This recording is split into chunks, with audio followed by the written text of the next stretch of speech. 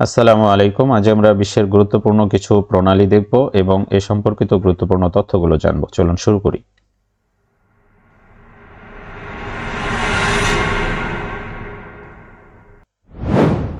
প্রথমে আছে দার্দেনেলিস প্রণালী।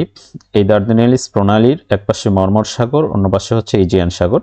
এর আগে আমরা আরেকটা প্রণালী পড়েছিলাম এখানে, বসফরাস প্রণালী, যেটা কৃষ্ণ সাগর এবং মর্মর সাগরকে সংযুক্ত করেছিল। আজ এই দার্দেনেলিস প্রণালীটা দেখব। এটা হচ্ছে আসলে দার্দেনেলিস প্রণালী। এটা হলো প্রণালী। এই দার্দেনেলিস প্রণালী পৃথক করেছে এশিয়া এবং ইউরোপ মহাদেশকে, আর সংযুক্ত করেছে মর্মর সাগর বা সি অফ মারমারা এবং ইজিয়ান সাগরকে। তো এটা আসলে পুরো প্রণালীটাই তুরস্কের মধ্যে, কিন্তু এই অংশটুকু তুরস্কের ইউরোপে পড়েছে আর এই অংশটুকু এশিয়ার মধ্যে পড়েছে। দার্দেনেলিস প্রণালী হেলেসপন্ট নামে পরিচিত। এটা আসলে গ্রিক পুরাণে এই প্রণালীটার নাম উল্লেখ আছে হেলেসপন্ট নামে।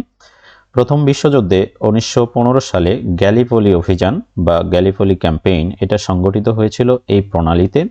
এই গ্যালিপোলি অভিযানে ব্রিটেন এবং ফ্রান্স এই প্রণালীটা দখল করতে চেয়েছিল এবং সেই সময়ের যুদ্ধে তুরস্ক খুব বীরত্বের সাথে তাদেরকে প্রতিরোধ করেছিল, পরাজিত করতে পেরেছিল, যেখানে তুরস্কের পক্ষে নেতৃত্ব দিয়েছিলেন মুস্তফা কামাল আতাতুর্ক, যাকে আধুনিক তুরস্কের জনকও বলা হয়। যাই হোক, 1936 সালের মন্ট্রো কনভেনশন অনুযায়ী দার্দেনেলিস ও বসফরাস প্রণালীতে তুরস্ক পূর্ণ নিয়ন্ত্রণ লাভ করে। অর্থাৎ তুরস্ক স্বাভাবিক সময় এদিক দিয়ে নৌ চলাচলটা স্বাভাবিক থাকবে, তবে যুদ্ধ পরিস্থিতি বা অন্য যে কোনো পরিস্থিতিতে তুরস্ক চাইলে নৌ চলাচলটা সীমিত অথবা একেবারে বন্ধ করে দিতে পারে, যেটা আসলে বিশ্ব রাজনীতিতে তুরস্কের একটা শক্তিশালী অবস্থান নিশ্চিত করে। দার্দেনেলিস প্রণালীর পরে এই যে এখানে আছে একটা প্রণালী, এই প্রণালীটার নাম হচ্ছে ফ্লোরিডা প্রণালী, যার একপাশে আছে মেক্সিকো উপসাগর, অন্যদিকে আটলান্টিক মহাসাগর। তাহলে এই হলো আমাদের ফ্লোরিডা প্রণালী, যার একপাশে যুক্তরাষ্ট্রের ফ্লোরিডা অঙ্গরাজ্য, অন্যদিকে হচ্ছে কিউবা। এই যুক্তরাষ্ট্র এবং কিউবাকে এই ফ্লোরিডা প্রণালী পৃথক করেছে আর সংযুক্ত করেছে মেক্সিকো উপসাগর এবং আটলান্টিক মহাসাগরকে। ফ্লোরিডা প্রণালীর মধ্য দিয়ে বিখ্যাত ফ্লোরিডা কারেন্ট প্রবাহিত হয়, যা শক্তিশালী গালফ স্ট্রিম গঠন করে।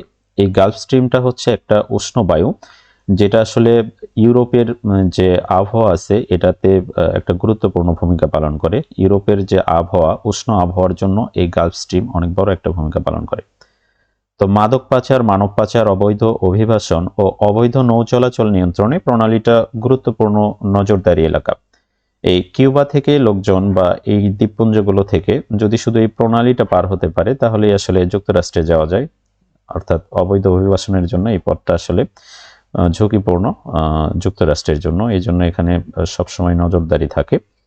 সামুদ্রিক মাছ, ক্রুজ ট্যুরিজম ও প্রবাল প্রাচীরের জন্য এই প্রণালীটা বিখ্যাত।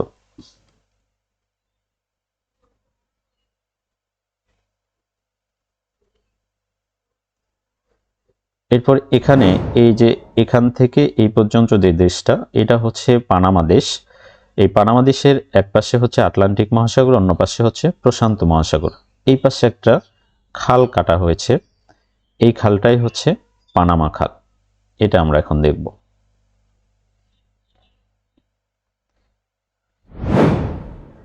এই যে এই পাশে এখানে একটা খাল আছে, এটা হচ্ছে পানামা খাল। এটা যেটা সংযুক্ত করেছে আটলান্টিক মহাসাগর এবং প্রশান্ত মহাসাগরকে। এটা আসলে পানামা দেশেরই ভিতর দিয়ে এই খালটা, তো পৃথক করেছে পানামারই দুইটা অংশকে। তো যুক্তরাষ্ট্র 1904 সালে এই পানামা খালের কাজ শুরু করে, যেটা 1914 সালে পানামা এই খাল উদ্বোধন করে।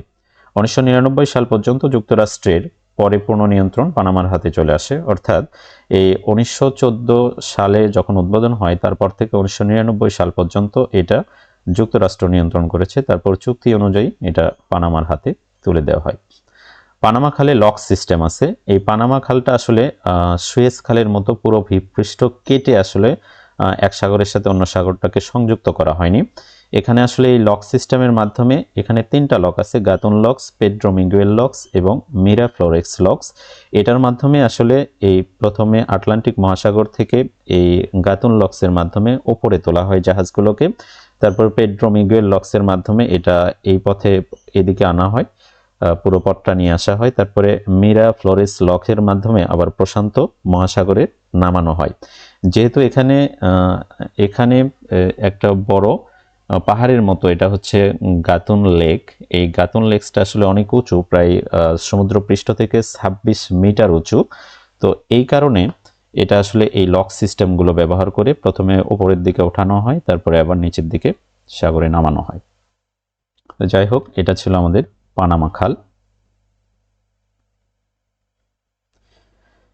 এই লকগুলো যদি আমরা একটু স্যাটেলাইট ভিউ দেখি তাহলে এই যে এরকম লকগুলো, আসলে এটা হচ্ছে গাতুন লক্স। এটা সমুদ্র পৃষ্ঠ থেকে প্রথমে এই গাতুন লেকে তোলার জন্য এই লকটা ব্যবহার করা হয়। এই গাতুন লকে আসলে এরকম তিনটা ধাপ আছে। আসলে এই 3 ধাপে প্রথমে সমুদ্র পৃষ্ঠ থেকে প্রশান্ত আটলান্টিক মহাসাগর থেকে আসলে জাহাজগুলোকে উপরে তোলা হয়।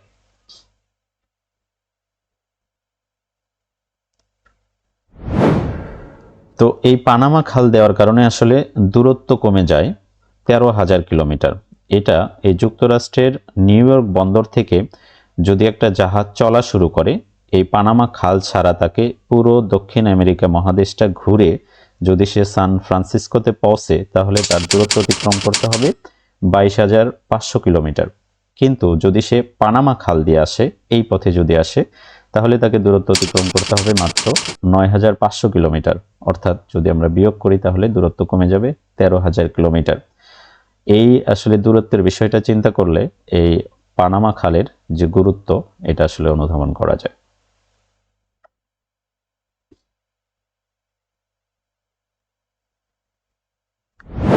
এরপর আমরা বাস প্রণালী দেখব। আসলে অস্ট্রেলিয়া মহাদেশের 2টা প্রণালী আমরা আলোচনা করব। তার মধ্যে একটা হচ্ছে বাস প্রণালী, যেটা অস্ট্রেলিয়া এবং তাসমানিয়াকে পৃথক করেছে।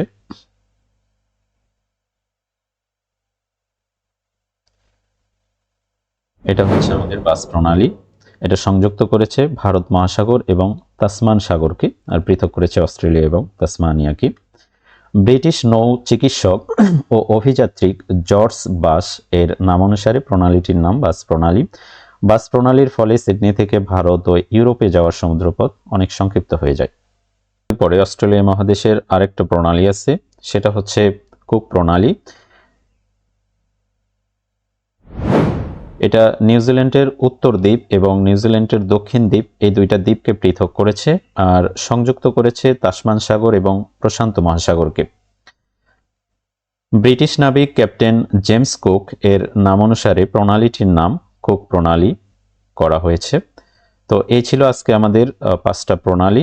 যদি ভিডিওটি ভালো লাগে তাহলে অবশ্যই লাইক করে উৎসাহিত করবেন এবং সাবস্ক্রাইব করে পাশে থাকবেন। ধন্যবাদ সবাইকে।